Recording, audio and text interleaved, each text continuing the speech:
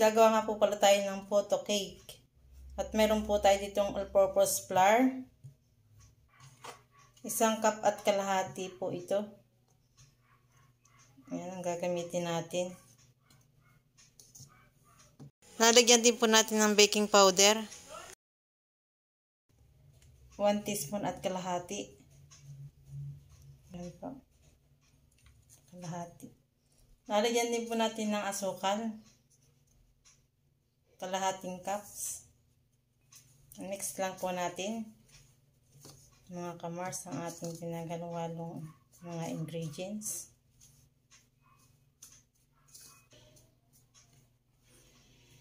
Ayan, tapos na po natin haluin ang ating mga ingredients na pinagsama-sama. Lalagyan din po natin mga kamars ng 1/3 cup ibap. Lalagyan din po natin ng kalahating cups ng tubig.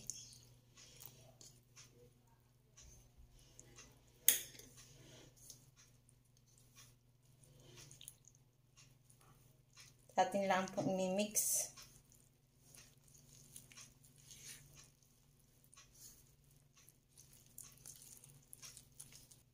Lalagyan din po natin ng vanilla. 1/2 teaspoon. Ayan, at mix lang po ulit natin.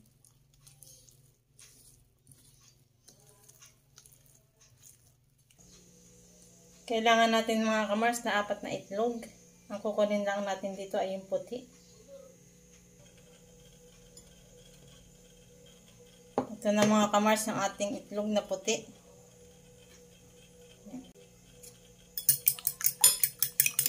Ito na pong babatihin.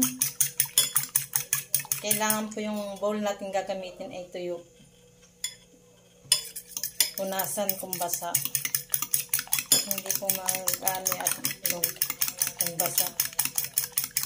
Dapat po pati ay walang makakasamang dilaw.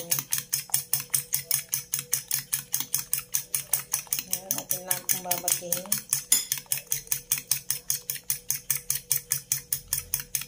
Wala pa po tayong mixer. Ganito na lang po ating gagawin mga kamars. Gamit ang tinidor.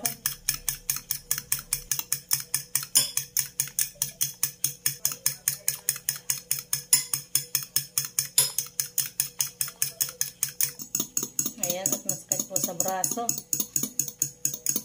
Pagbabati ng kulay puting itlog. Puting itlog po. At hindi po ito magkakaganito kung may tubig yung ating pinagbatihan. At kung may kulay dilaw pong itlog na napasama ay hindi po magkakaganito. Hindi po siya gaganto. Yan. Hindi po. Kaya kailangan pong walang mapasamang kulay dilaw or tubig yung ating pagbabatihan.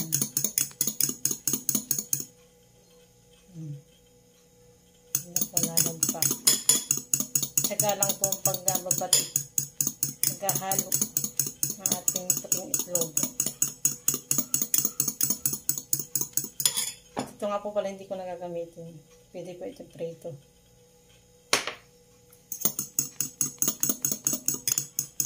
Ayan po. Pag po may nakasamang itlog or tubig, ay hindi po magkakaganito ang ating puting itlog. Kaya kailangan pupunasan po muna natin yung ating pagbabatihan o pagmimiksan ng puting itlog mga kamars. Mangalay lang po sa braso, konting tiyaga lang po habang walang mixer. Habang hindi pa po tayo nakakabili ng mixer ay tiyaga lang po. Gamit tayo tinidor.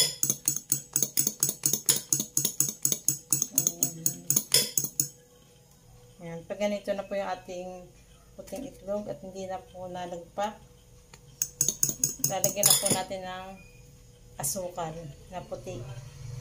White sugar. Kalahating cups po ito. Unti-unti natin po ilalagay, hindi po natin bibiglain. Unti-unti lang po.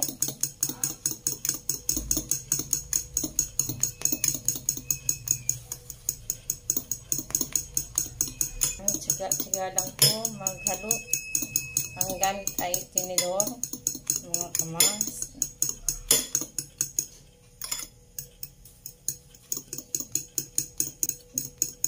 Pwede po namang tinidor ang gamitin. Pag wala po kayong mixer, ay pwede po naman ang tinidor na gamitin. Ilalata po natin.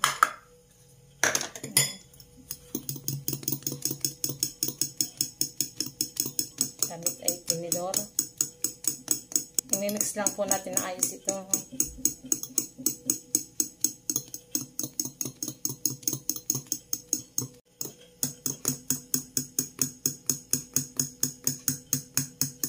Ayan mga kamars, tapos na po nating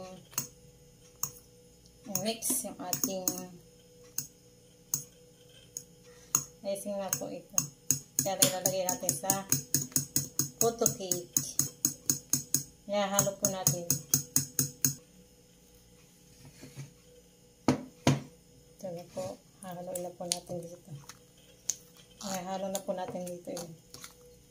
Unti-unti lang po ang paglalagay.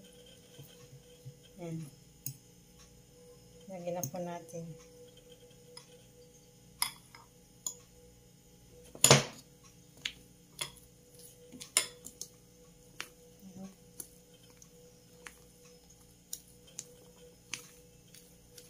Mix lang po natin yan ng ayos, mga kamars, ng ating vinaigrette.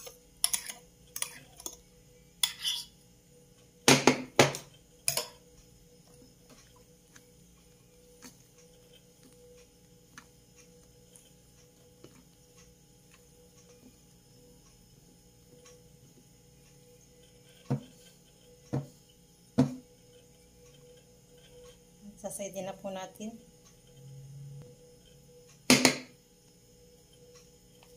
Sasaydi na po natin sa ating mangkok. Ayan. At na pong i-mix ng ayos.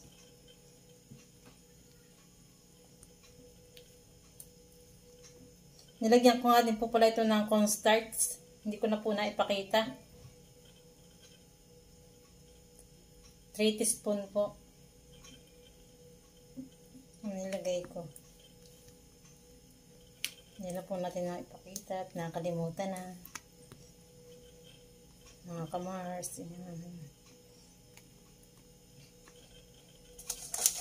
Nalagyan na po natin ng dairy cream.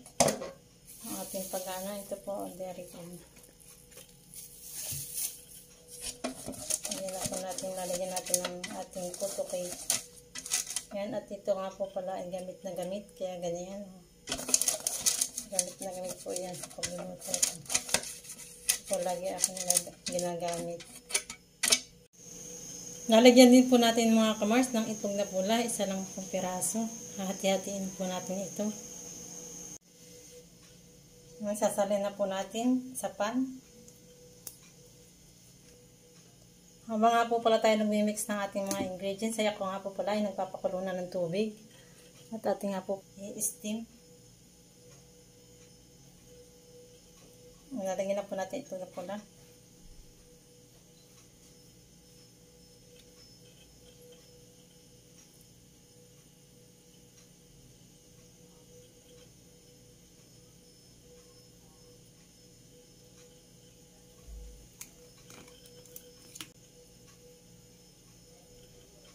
Linis nga po pala yung aking kamay, mga kamars. Bago ako dumuduto, ako nga po pala ay naghuhugas.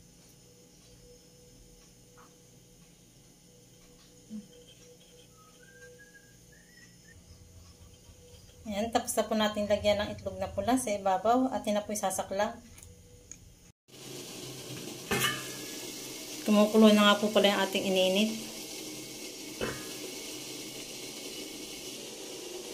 At naisaklang na po natin yung ating photo cake. At yun na pong tatakpan. Hintayin lang po natin yan maluto. After 20 minutes o 25 minutes ay luto na po yan. Yan. Update ko na lang po kayo mamaya. Medium lang nga po pala yung ating gawa doon sa apoy. Nakalagay lang po sa medium heat. Ayan, after 25 minutes ay titingnan na po natin yung ating nilutong photo cake. Ayan mga kamars, ang ating photo cake.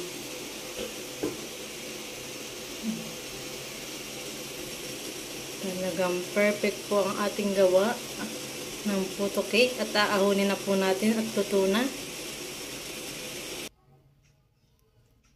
Naahon na po natin mga kamars ang ating photo cake at lalagyan din po natin yan ng cheese sa ibabaw. Ayan, perfect po ang ating gawa. Talaga naman pong tingin ko pa lang ay masarap. Tatanggalin na po natin sa molder mga kamars at ililipat po natin dito. Ayan. Naisalin na po natin sa lalagyan, sa bilao, ang ating photo cake. Lalagyan na po natin ng cheese at ang ating pong gamit ay Eden. Pero kahit ano pong brand pwede. Pero Eden po ay nilalagay ko sa mga niluluto. Yan, kakadkada na po natin ng cheese ng ating photo cake.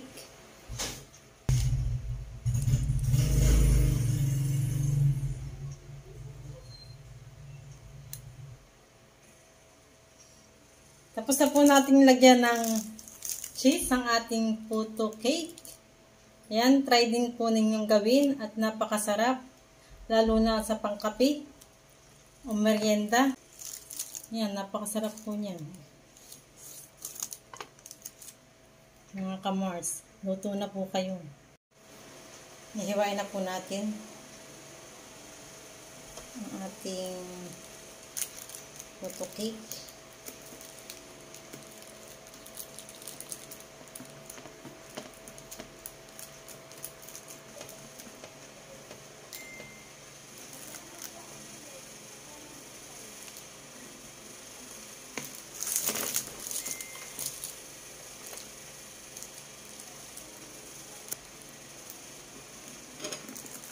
Ayan, tapos na po natin hiwain. Atin na pong titikman.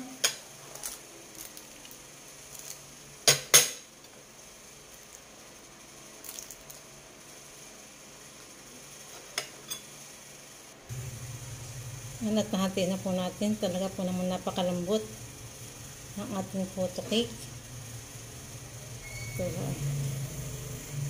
Yan, talaga naman po napakalambot ang ating photo cake.